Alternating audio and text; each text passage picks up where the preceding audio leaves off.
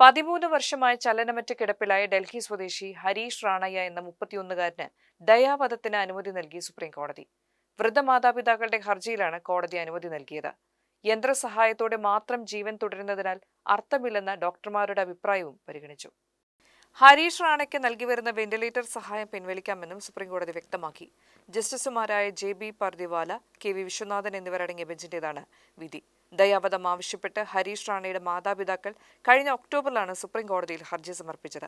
2013 August 20 Raksha Bandhan ദിനത്തിലാണ് പഞ്ചാബ് സർവകലാശാലയിലെ engineering വിദ്യാർത്ഥിയായിരുന്ന Harish Rana അവിടുത്തെ പേയിങ് ഗസ്റ്റ് ഹൌസിന്റെ 4ാം നിലയിൽ നിന്ന് താഴേക്ക് വീണത്.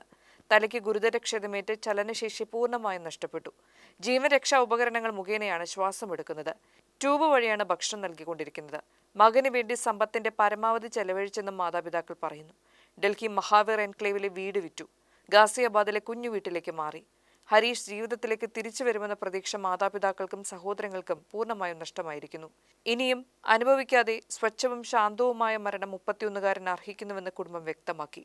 2024 ജൂലൈയിൽ ദയാവധത്തിനായി ഡൽഹി ഹൈക്കോടതിയെ സമീപിച്ചെങ്കിലും ആവശ്യം തള്ളി. തുടർന്ന് കുടുംബം സുപ്രീം കോടതിയെ സമീപിക്കുകയായിരുന്നു.